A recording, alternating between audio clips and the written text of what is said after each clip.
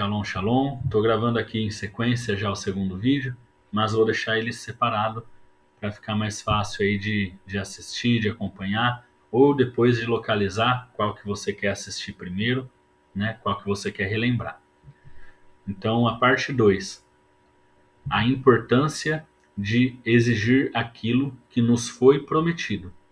O texto bíblico base dele vai estar lá em Gênesis, capítulo 25, os versos 29 ao 34, e também em Gênesis, capítulo 27, os versos 1 ao 40. Então, a introdução. Vamos lá. Como visto na primeira parte do estudo, as Escrituras nos ensinam que a palavra tem valor. E quando uma palavra é proferida, é dada, é falada, ela deve ser cumprida. Isso nós vimos no primeiro estudo ali, no primeiro vídeo, né? No entanto, há momentos em que precisamos reivindicar aquilo que nos foi prometido, pois nem sempre as pessoas cumprem sua palavra espontaneamente. Exigir o cumprimento de uma promessa não significa agir de forma errada, mas sim lutar pelo que é justo. Um grande exemplo disso está na história de Jacó e Esaú. Daqui a pouco eu vou dar alguns outros exemplos, mas o exemplo principal que eu vou estar dando é na história de Jacó e Esaú. Amém? Jacó e a primogenitura. Em Gênesis, capítulo 25, dos versos 29 ao 34, vemos o relato de Esaú vendendo a sua primogenitura a Jacó por um prato de, em algumas traduções, lentilhas, né? Na maioria das traduções. Ou uma sopa, enfim, tem algumas diferenças aí nas traduções.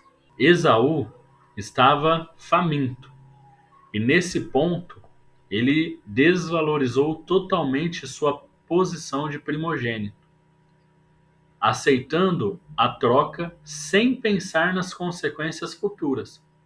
Jacó, por outro lado, por ser uma pessoa mais centrada no Criador, entendeu o valor daquela bênção e tomou medidas para garantir que aquilo que lhe fora prometido se tornasse realidade. Amém? Eu acredito que todos conhecem essa história, todos lembram dessa história.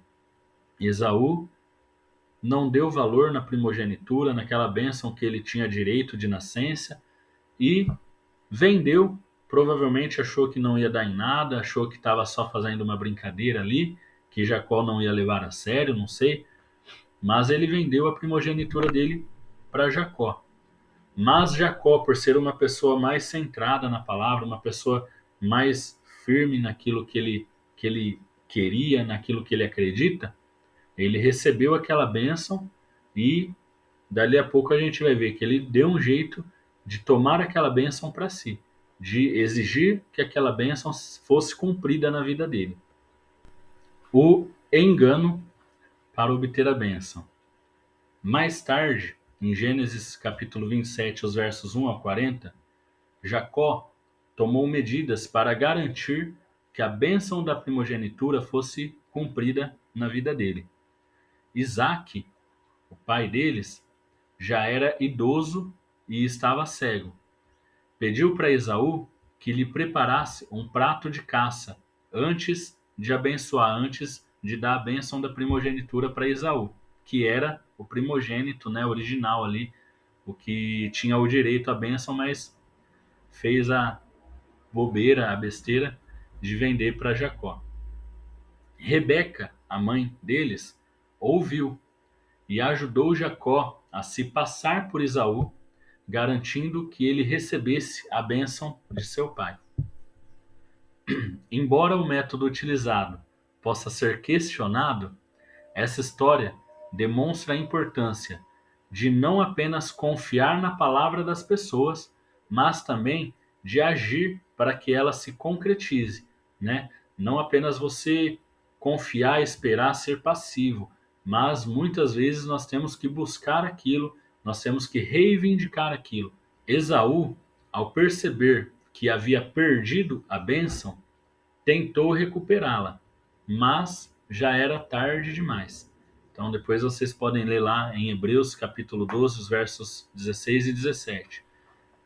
Esaú realmente perdeu a bênção da primogenitura. Perdeu não, ele entregou, ele vendeu, ele deu para o próprio irmão, né?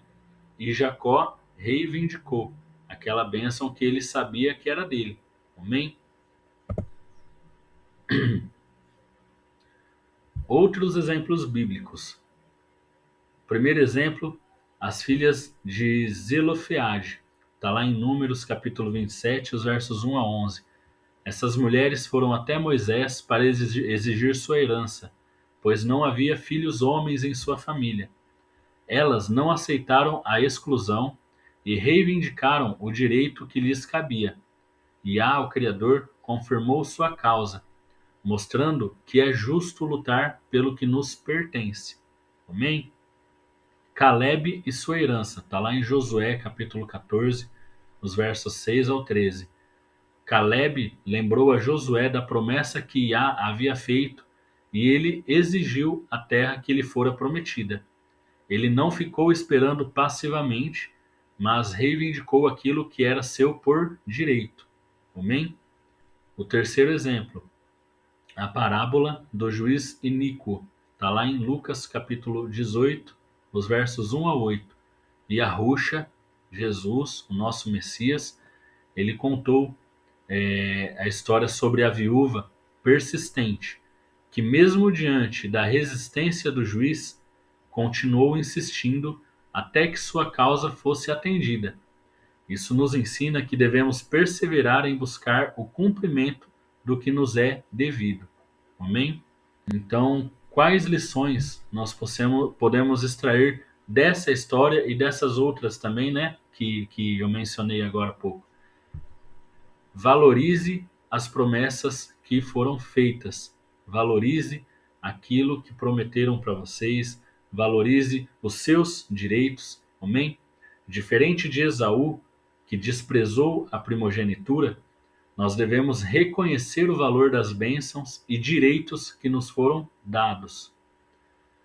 Não espere passivamente, assim como Jacó, assim como as filhas de Zelofeade e Caleb também, devemos agir para garantir que as promessas sejam cumpridas.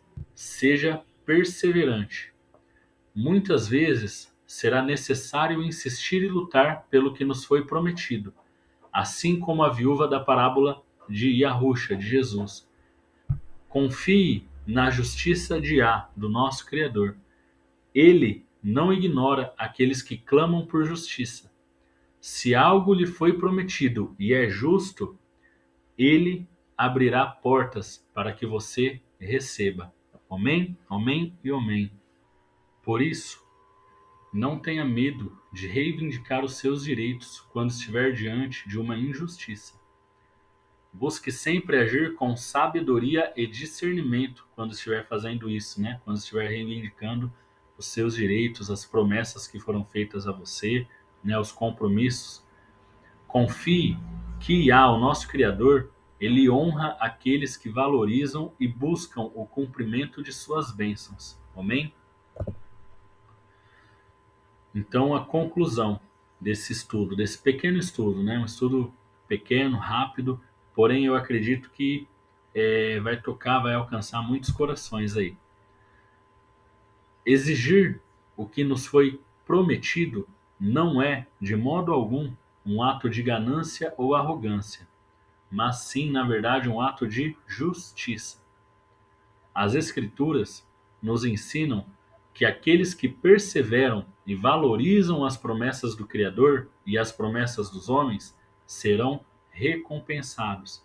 Nós temos que valorizar aquilo que nos foi prometido, nós temos que levar a sério, né? E buscar e cumprir com tudo. Amém? Que possamos então aprender com os exemplos de Jacó, de Caleb e das filhas de Zelofeade e agir com sabedoria para garantir que o que nos foi prometido se cumpra em nossas vidas. Amém? Essa é a conclusão, este é o fim do nosso estudo. Quero dizer para vocês que se precisar assistam novamente o estudo anterior, assistam novamente esse estudo, tirem o máximo que vocês puderem tirar, né, dessas palavras. É um estudo inteiramente baseado nas Escrituras, na Bíblia. Então, tome posse da tua bênção, tome posse daquilo que lhe foi prometido, busque com sabedoria, busque com paciência, busque, né, com afinco, com verdade, com justiça, tudo o que é teu por direito. Amém? O Criador seja louvado, o Criador seja engrandecido em todos os momentos das nossas vidas e que nós possamos estar sempre debaixo da vontade dele, que nós possamos estar sempre debaixo da Torá dele, debaixo da palavra dele, cumprir com aquilo que ele nos pede, com aquilo que nós prometemos a ele, né? E buscar também as promessas dele na nossa vida. E, e é isso aí. Amém? Shalom, shalom. Que o Criador abençoe a todos vocês. Até o próximo vídeo. Amém, amém, amém.